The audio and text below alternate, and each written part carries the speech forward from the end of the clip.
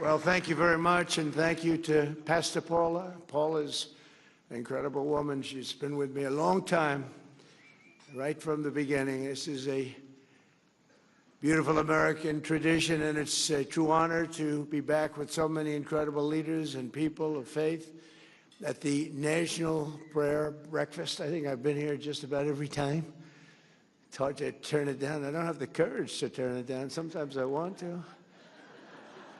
Come back from a horrendous trip fighting people that can't stand us, keeping us out of wars, and seeing things that nobody would believe that anybody would see. And last time I came, I got in at 4 in the morning. They said, "Sir, you're going to be speaking at 7." I said, "Really? Oh, that's wonderful." I said, "Where?" "National Prayer Breakfast." I said, "I'll be there." I'm afraid not to be. I need all the help I can get.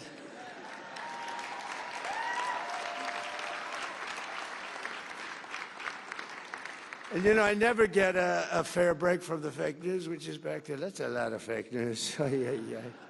Because last time I was having a lot of fun. We had a big crowd. We had 60,000 people, and I'm talking about the fact that I will never make it to heaven.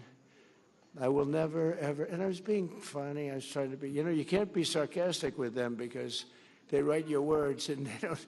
The people who are reading the words are much different. But I say, I'm never going to make it to heaven. I just don't think I qualify. I don't think there's a thing I can do, but all of these good things I'm doing, including for religion. You know, religion's back now hotter than ever before. I mean, I have to tell you. But I said, even though I did that and so many other things, I named things, I said, I won't qualify. I'm not going to make it to heaven. And the New York Times did a front page story that Donald Trump is questioning his life and the meaning of his life. No, I was just having fun. I really think I probably should make it. I mean, I'm not a perfect candidate, but I did a hell of a lot of good for perfect people. That's for sure. Right, Mr. Speaker?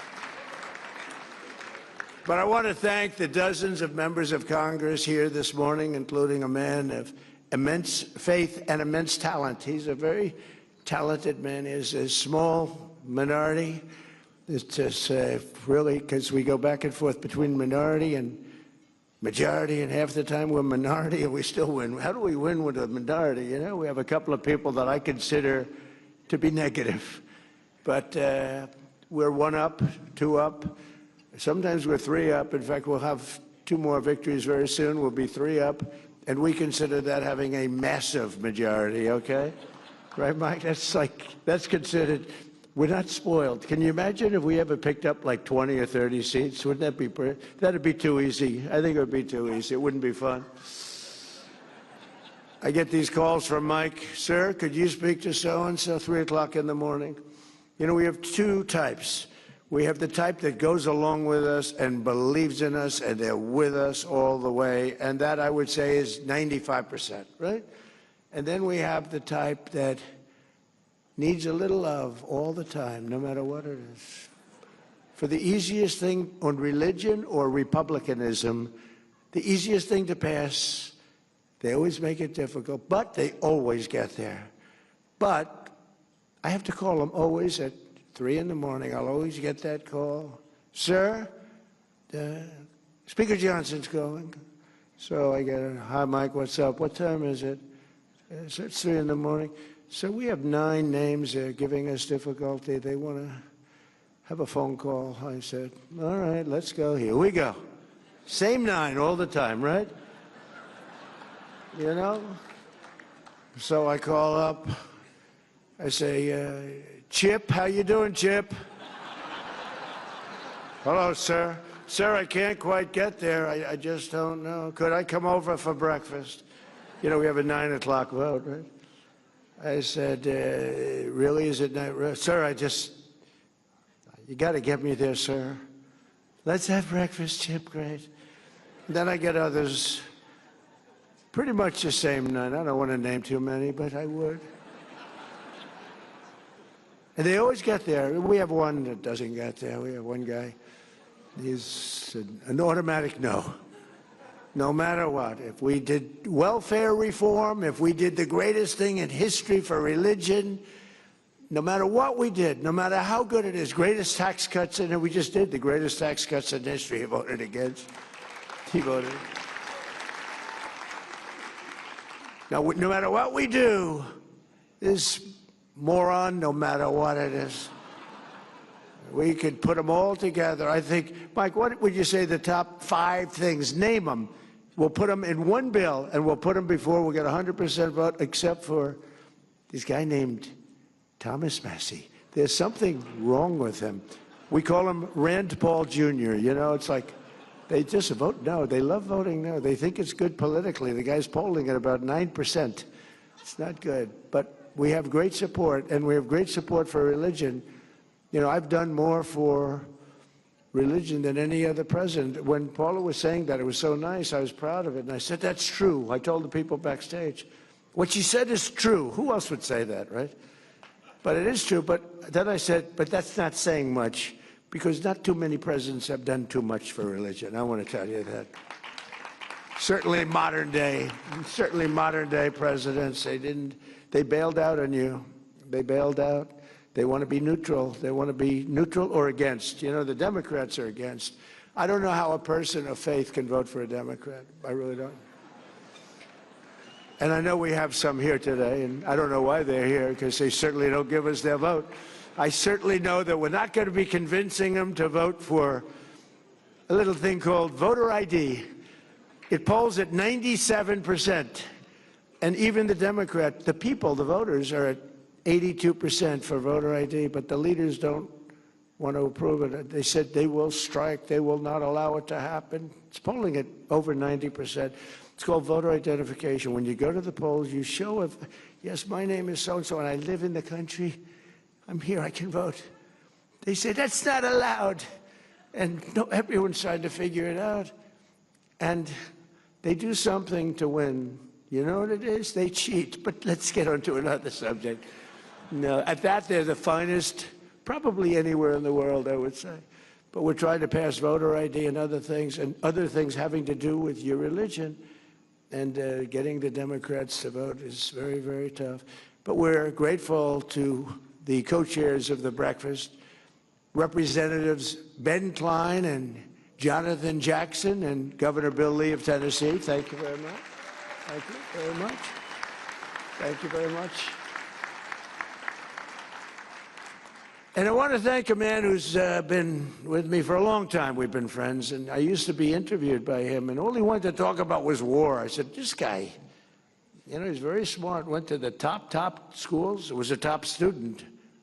He's like me. I was a very good student, too, but nobody would think so, you know. And nobody thinks Pete was a good student. I don't know. They think of him as a tough cookie, a flamethrower, which I like, actually, in the position of Secretary of War.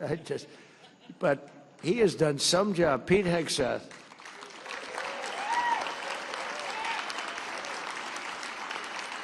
You know, he was very popular. He turned down a very large 5-year extension contract for millions of dollars a year. Oops, I don't want to say that. Your wife is here. She's saying, are you crazy? He's got the greatest wife. But it's true that Pete has just been incredible. And I used to go and be interviewed at Fox and Friends. Remember those beautiful days? And I'd say, what do you want to talk about? So I want to talk about releasing about 25 prisoners. They have arrested American soldiers because they taught them how to fight, and they fought really well, and they won every battle. And now they put them in jail because they said they were too tough. I said, so how many are there? 22. And some of these guys were on they were fairly tough, wouldn't you say, Pete? But, you know, it's true. We teach people how to fight, and then you put them in jail because they fought a little bit too hard. And we took care of a lot of business, but that's all. We didn't talk about the normal things that an interviewer would be talking about, right? But I saw that, and I saw his love for the military. It was obvious. He was always looking to protect soldiers. And I said, you know, this is a really smart guy. If I ever get this thing, I got to get it. It wasn't easy, you know. They rigged the second election. I had to win it. Had to win it. I needed it for my own ego. I would have had a bad ego for the rest of my life. Now I really have a big ego, though. Beating these lunatics was incredible, right? What a great feeling. Winning every swing state. winning the popular vote. The first time, you know, they said I didn't win the popular vote. I did, but they said. So they'd always say, they would always start, they'd introduce me. While Donald Trump did not win the popular vote, you know, I'm sitting up being introduced by a Democrat or somebody. And they say, why Donald Trump did not win the popular vote? He won the presidency. Here he is. I said, that was terrible. I said, and we won the popular vote by a lot. We didn't want to play any games. This has been a much different. We had a great first term. We had the greatest economy in history, but this one's going to blow it away already. It's blown everything away. We have $18 trillion coming into our country, blowing everything away. But we had a great first term. We rebuilt the military. You know, Biden gave a little chunk of it to Afghanistan brilliantly. He left tanks and planes and, you know, little things. I said, why didn't you fly the planes out? He said, well, nobody thought of it. You could have flown. He said, it's very hard to remove the equipment. Really? You couldn't fly an airplane? They buy a $150 million brand new airplane. Sir, I think it's better to leave it. Why? It's more cost effective. So we leave them a brand new jet. I said, these people are crazy. But we have it under control now like you've never seen, and our military has never been stronger. And you saw that with the B-2 bombers in Iran, and you saw it recently with Venezuela, where we're getting along fantastically with leadership. Really become a great relationship. I don't think there's been anything quite like it ever. In fact, we have 50 million barrels of oil floating right now over to Houston, and we're working with them really well. I don't think I've ever seen anything. The cooperation that we have and it's great for them because they were in big trouble economically, and yet they have more oil than any other country in the world, I think, except us. But they have more oil just about than any. And by the way, us and them, we have 68% of the world's oil. Now, I know that doesn't mean too much to people of great religion. I know you want to hear about, but you know, we got to keep our country strong, and we're doing really good. But that's been an amazing operation. I would say when people saw that, I was just talking to a great leader from El Salvador, and he said, man, that was some attack. I've never seen anything like that one, right? Right? That was good, even by your high standard, right? That was a hell of an attack. But we have a great country. We have tremendous leaders. We have a fantastic cabinet. We have unbelievable bench, and one of them is Attorney General Pam Bondi, who may be here. Where's Pam? Is she here? Where? Where are you, Pam? Where? See, she wants to keep it nice and low-key. You're really catching fire, by the way, Pam. You know, they were saying about Kristi Noem yesterday, I did